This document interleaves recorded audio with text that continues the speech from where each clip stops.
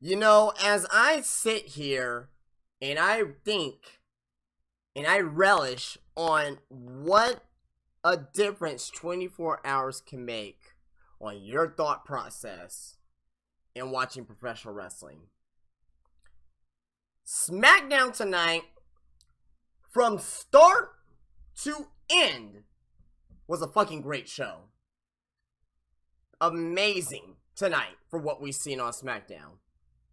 And I don't know if I'm actually saying that because I was so pissed off at Monday Night Raw last night.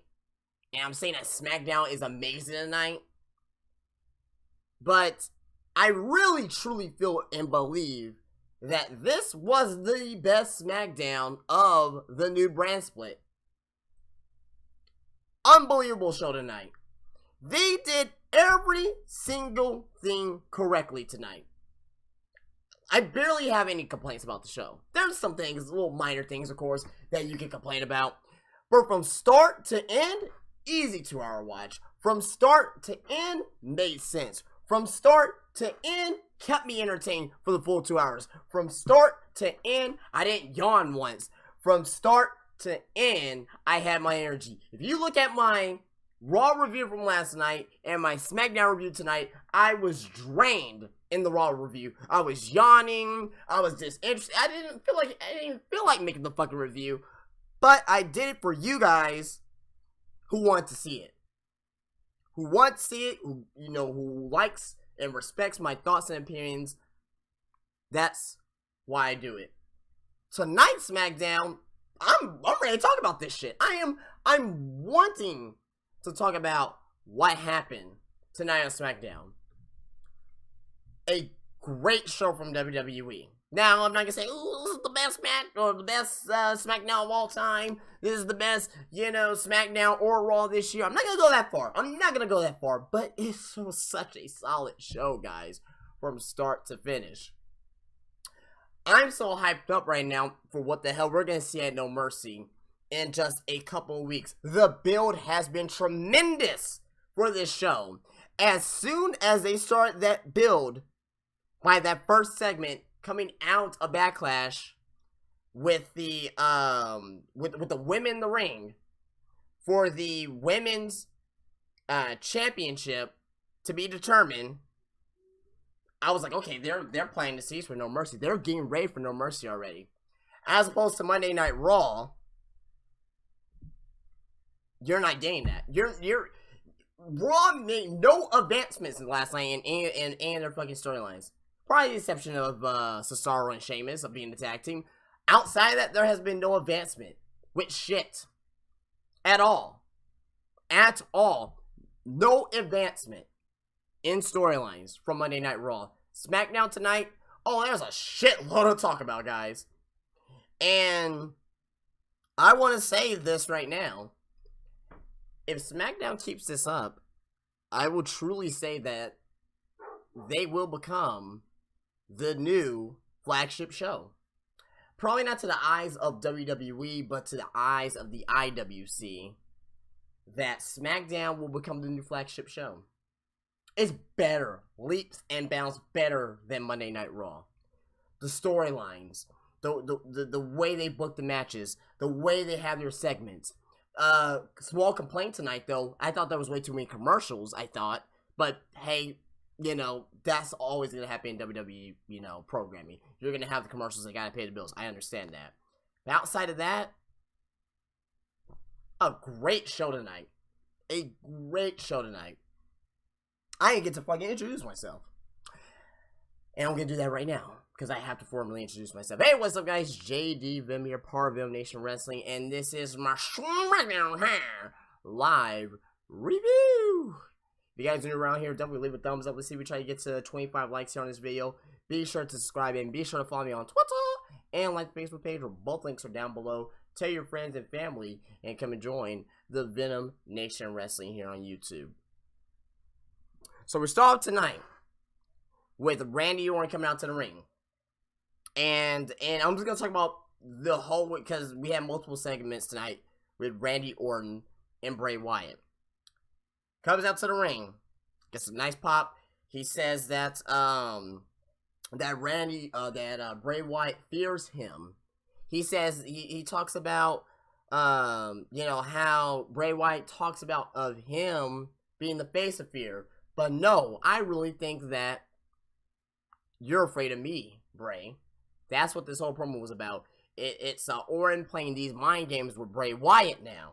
Now, I still don't know why they're feuding. I still don't know why they came together for a feud. Now, granted, I was entertained by this tonight, but I still don't know why they're feuding. And I guess we're not going to know. So, I'm just going to leave it at that.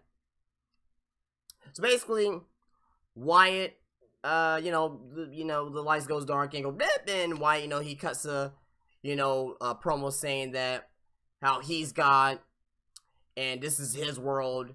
And, Wyatt says, he makes the rules and Randy Orton has no position to make the demands. If Orton wants to hurt Wyatt, he better hurry because the sands of time he was holding up Hourglass. No time waits for no moral man. And, pretty much he sings the whole world's in his hands and it cuts. Now, we're going to skip ahead because they did have several segments throughout tonight. Second segment, we see Randy Orton in the back. There's he walks in, and I guess it goes into Bray Wyatt's area. It's like a boiler room they went to. Shows a little arrow made up out of shit, like sticks and like stabs, whatever the fuck it is. You have the arrow point to the right, Randy Orton goes to the left. That's the end of that segment there. Then and I like that they kept recurring back and forth with these segments all night. Because you didn't have to have these guys wrestle. You didn't have to have these guys, hurt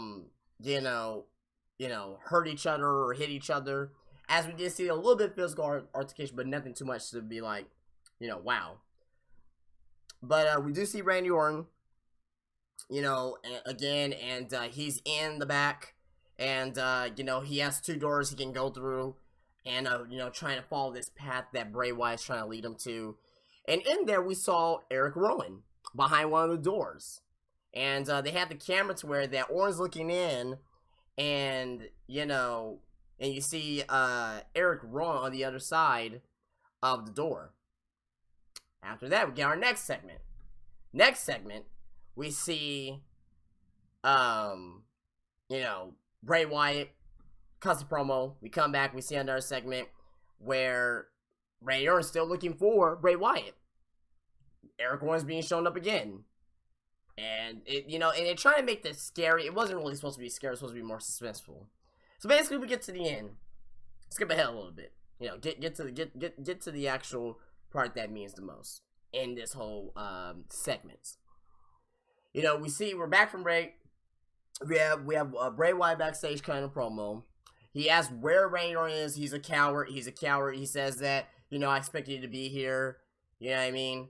Then, pretty much, Bray Wyatt, for some reason thinks that Eric Rowan is standing behind him with the sheet mask because Randy Orton's wearing the sheet mask behind Bray Wyatt.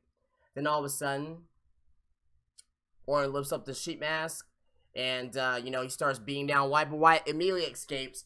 Orton kneels down and puts the sheet mask on his face, and Orton singing, he has the world in his hands. The camera shakes. You hear his laugh all slow down and distorted. The camera fades away, and the mask to Wyatt sitting there with the straight face. So, I don't know if that was supposed to fucking happen, of the way that they edited it, with Wyatt sitting there at the end. But if that was supposed to be how it was supposed to be done, that was fucking great.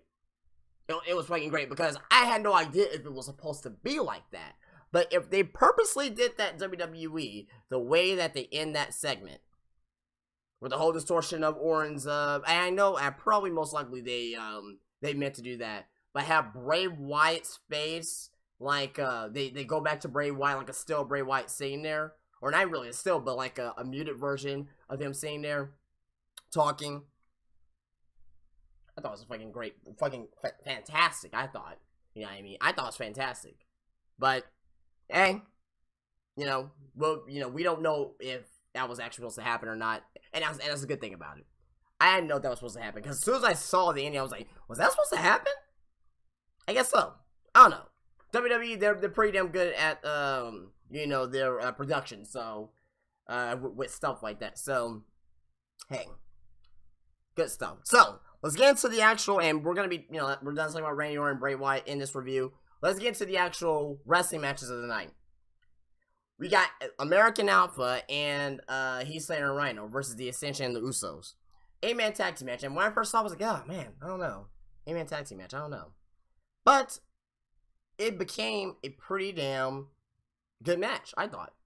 The Usos came out, and they have a new theme song, which that shit is fucking flame. It's fucking fire, that theme song. And yeah, they're coming out to the ring, and their transformation of being heels is complete. Awesome. So, the Usos again work on Chad Gable's leg in this match. Have the recurring knee thing.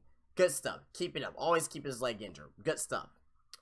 The way that this match is that he said he got a hot tag. He was beat up on the Ascension and, you know, started beating up on Jimmy Uso. And pretty much from there, they were double teaming Heath Slater, and the Usos was double teaming Heath Slater. Everybody else was down on the outside. And, you know, I believe Jay, you know, kicked Heath Slater in the back of the knee. Just kind of like how he, you know, he did that to Chad Gable originally when he originally injured his leg. And Jimmy wraps up Slater in a tequila sunrise. Into a tequila sunrise made famously by Konnan and WCW for the win. Keeps the Usos strong. It keeps, you know, American Alpha still out there for the Usos. They're not fully back yet. And now, the new tag team champions are vulnerable. The only people that didn't really get anything out of it is the Ascension. They're on their winning team, so that's something. But the Ascension and the Usos win. Have not really having meaningful complaints about that. So after that, we see a women's match between Carmella, Natalya, versus Naomi and Nikki Bella tag team match. Short match. I would say this is possibly one of the only things I did not really got into tonight. Just because of the fact that, you know, I don't know. I guess I wasn't really into this match. Not saying that the match was bad, but, you know, there was some good stuff. Fucking Naomi took a fucking Mitchell driver on the outside by Natalya. What the fuck? You know what I mean? Random. You know what I mean? On the floor, Mitchell driver. You know, fucking, you know, the band don't even do that shit. So I was like, oh, I was quite surprised when I saw that. But Carmella, she needs some help in the ring. I mean, I think she's okay. She's alright, but I mean, I think she could be a lot better in the ring. She just needs to polish up her skills. But the way that this match ends is that Nikki Bella, who looked good in the match, you know, she did a nice fucking corner Izagiri, jumping Izagiri coming out, you know, knocking Natalya right across the head. And pretty much, you know, the way that this match ends is that you know, Nikki takes, puts Carmella into the corner. Natalya provides assistance, but Nikki, hits her with a right hand.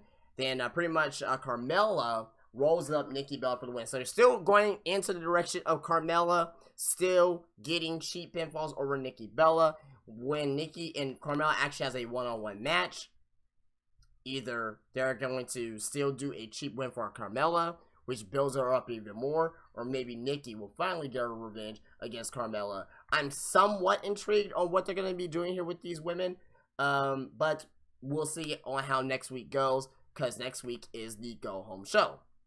So, to No Mercy. But, yeah, I expect these women to have a match at No Mercy. After that, and possibly what I think is the segment of the night, The Miz was being built up all night of him, and because they were in Cleveland tonight, of him returning to Cleveland, and he was going to have a Cleveland celebration. Miz comes out to the ring. They put together a fucking phenomenal package of The Miz's career in WWE. They covered mostly of The Miz's peaks. They obviously didn't show him winning the tag team titles with John Morrison. I don't know why, but I guess they don't want to have John Morrison visually seen or him to get a pop. I'm not sure. But nevertheless, they show the Miz's career retrospective in WWE from the time that he joined, Tough Enough, from him being on the Real World, from him coming into WWE as the host of Friday Night Smackdown, hoorah! From him, joining OVW, from him joining on the main roster, from him actually becoming tag team champions with the Big Show, being the Miz Show, from him winning the United States Championship, the Intercontinental Championship, the WWE Championship, and Money in the Bank, of course. Money in the Bank, then he won the WWE Championship. From him being John Cena at WrestleMania 27. From him becoming a 5-time Intercontinental Champion. Amazing. Amazing promo package for The Miz. Putting his whole career retrospective the way that's supposed to be. So The Miz saying that he is, saying he started to build the fans a little bit, saying, hey, Cleveland Cavaliers is the NBA champions, 1.3 million fouled the streets of Cleveland to be part of the parade. Then he says immediately after that, and this is all I get for everyone being in the Quicken Loans Arena tonight. He was saying that that's not enough people for him. He's the Intercontinental Champion. He needs more people. He deserves the fucking parade. He's the one that's been a WWE Champion, World Champion prior to the Cleveland Cavaliers winning the championship. He name-dropped LeBron James saying that he left, betrayed Cleveland just to come back to win the championship, where The Miz never, ever betrayed Cleveland. And the way that he's speaking about it. So pretty much, he starts going on, starts talking about the people in Cleveland. Then we see the Miz's dad. Miz's dad made another appearance, so good cameo for Miz's dad. Remember that where you had that little feud with Randy Orton? We saw Miz's dad at ringside, just good shit, and a lot of shit going on with Miz's dad. If you guys know, what I'm talking about with that. But the Miz pretty much, and a lot of people say, the Miz start, cutting into the people in Cleveland. He says that his dad, who's the owner of Mr. Hero restaurant, that for him to go check out his dad's restaurant. Then he points at Dolph Ziggler's parents, who's also from Cleveland. Dolph Ziggler's from Cleveland. We all know that. All of a sudden, he says that his son is a world-class loser. Hey, Mr. and Mrs. Ziggler, your son is a world-class loser.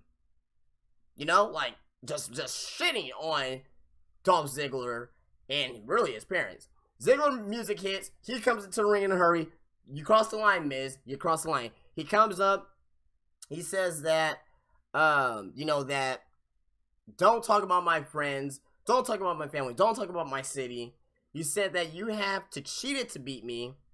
Ziggler, says that the Miz has a tainted title reign because he keeps cheating. And pretty much the Miz says, well, you know what? At least I win. At least I win. What have you done lately, Ziggler? What have you done in the past couple years? All you do is lose. You are a loser. You have not won the big match in a while. You have not done anything in a while. All you know for nowadays is losing. Your career is a joke. Pretty much what is Dolph Ziggler saying? Your career is a joke. That pretty much explained the whole situation there with that. After that, the Miz leaves the ring. And he said that, hey, I'm gonna leave the ring. You're a loser. I'm embarrassed to be in the same ring with you. I'm out of here. Dolph Ziggler says he was standing there in the middle of the ring. I thought that was gonna be in this segment, and I was actually thinking about this when they kept mentioning career. I was like, I know where they're going with this, and I fucking love it. Ziggler calls back the Miz into the reaction, call Mike at once. They try and make it real, like it. He didn't keep saying Mike. He said Mike real quick, like, hey, Mike, like that. Just got out the way, made it seem real. Don't have to keep saying Mike, but to overdo it. But they made it a little real right there, just saying Mike once, so you get the Miz's attention. So Miz comes back in the ring. Ziggler says that, just give me one more shot. And I was thinking like, oh, here we go. Then, but I already knew in the direction they were going. Miz like thinking, saying like, oh, here we go. Then he said, Ziggler says that, you know, hey, if you put up your title on the line one more time against me, I will put up my career. What the fuck? When's the last time we seen a career match in WWE? Well, John Cena and fucking CM Punk. Well, I mean, it was really career, but he got fired. But I would say Undertaker, like a real career match with career in the top, like in the actual thing. I would probably say, you know, John Cena and Shawn Michaels and the Undertaker. I don't really count Survivor Series 2010 either, because you know John Cena was a fucking special guest referee, and it wasn't. Yeah, I don't really count that shit. I count Undertaker versus Shawn Michaels as the last real career match. You know, the streak versus career. That's my really real last career match. But nevertheless, back on track. Dolph Ziggler puts his career on the line.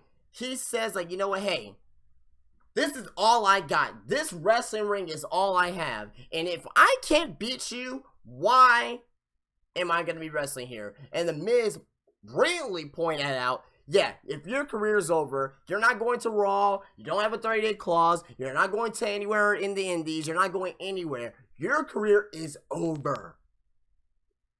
And Dolph Ziggler puts up his career. They didn't touch each other. Fucking phenomenal. They got one more week to build this up. And I can't wait to next week. SmackDown, like I said, has been leaps and bounds better than Monday Night Raw. And this segment killed it. It killed it tonight. It killed it tonight. Miz walks out of the ring with the Intercontinental Championship. It's an amazing segment. Fucking great. Fucking great. Ziggler, in my opinion, possibly cut his best promo ever. The Miz doing great Miz shit. Amazing. Good shit. After that, we saw Becky Lynch come out to the ring. I was like thinking, like, who the hell is Becky Lynch going to go up against? Her music hits. I was like, man, she's going to go up against a jobber. I don't want to see that. And fucking Alexa Bliss attacks her behind immediately. Awesome. Fucking awesome. You get Alexa Bliss more heat for this title match. It builds up more intriguing for this match. Now, we already know that Becky Lynch is going to win, but at least get the casual fans involved and make the fans hate Alexa Bliss so much to the point that when Becky Lynch wins at No Mercy, there's going to be a big pop for Becky Lynch and gets her even more over and more beloved. Love this. Love this. They knew that it did not go.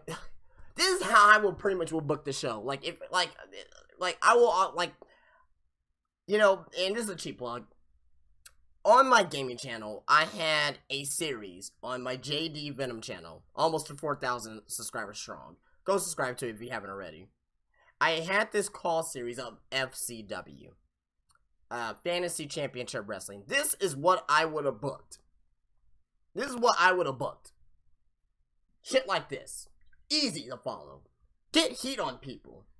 Make people care about to watch your fucking program. And this little 3-minute segment, they knew that they didn't have time for these women, for Becky Lynch to wrestle tonight. What do you do instead of a backstage segment? Tease that she's going to have a fucking match, have Alexa Bliss attack her.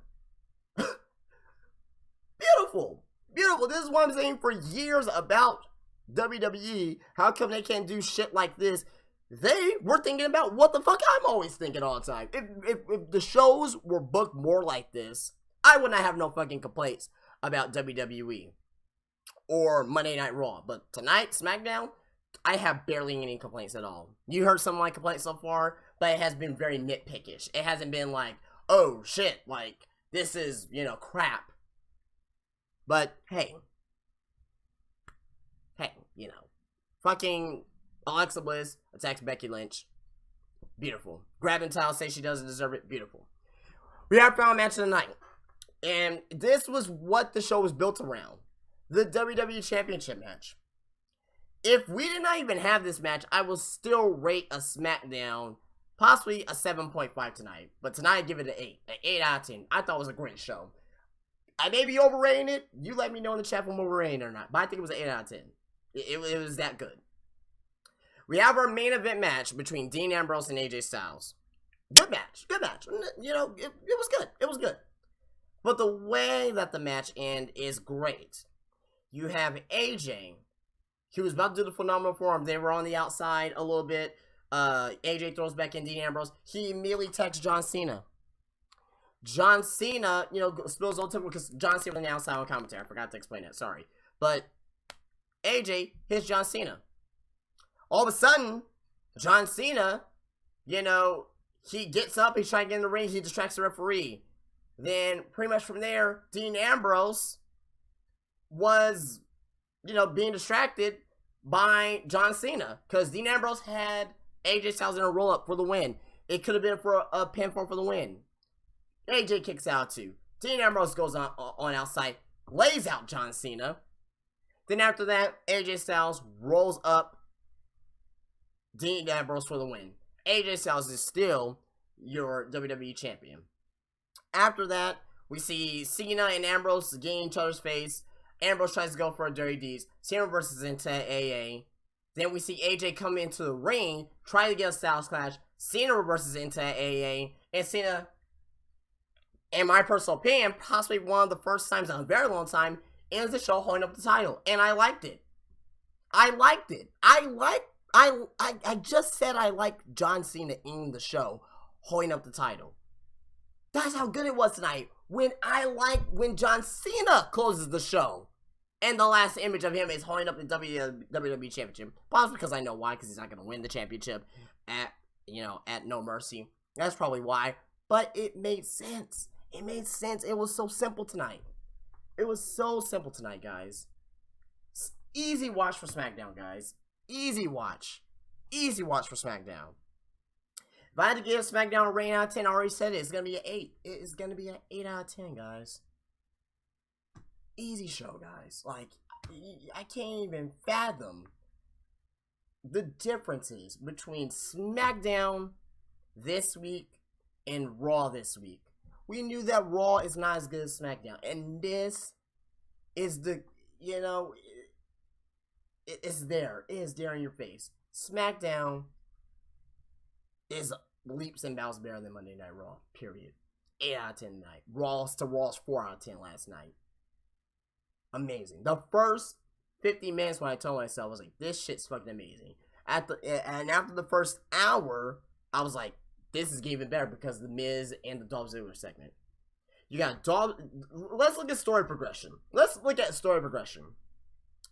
First, you got Randy Orton and Bray Wyatt progressing on. Like I said, I still don't know why they're feuding, but like they're progressing the story with them.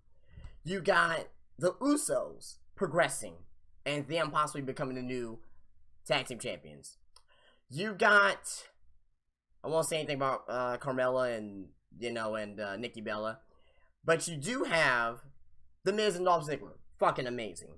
You got Becky Lynch and Alexa Bliss attacking Becky Lynch from behind, and you got Dean Ambrose and John Cena and AJ Styles for the triple threat match build up for, I'm sorry, I was gonna say for Clash of Champions, not for that fucking pay-per-view, for No Mercy, as opposed to Raw last night.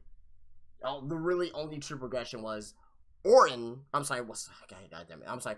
for Cesaro and Sheamus becoming a tag team. What the fuck, and who gives a flying fuck about that? Great show tonight, guys. Guys, let me know what you think down below for this show. Great show tonight. If you did enjoy this review, definitely leave me a thumbs up. Leave me your thoughts down below. I would like to conversate with you about this. Be sure to follow me on Twitter. I will conversate with you on there. And like me on my Facebook page. Both those links are down below. And be sure to follow me and subscribe to me here and join the Venom Nation Wrestling here on YouTube. But guys, that's it. I will see you guys tomorrow for a wrestling news and rumor review. But wrestling news and rumors for tomorrow. And we'll be talking about TNA. If you have not heard, TNA may be bought out by WWE, and we could be hearing something with that within the next couple of days. I went out and I bought my competition. But we'll see if TNA actually does get buyout by WWE. We'll see. But guys, I'll see you guys tomorrow. You guys have a good night. Peace out.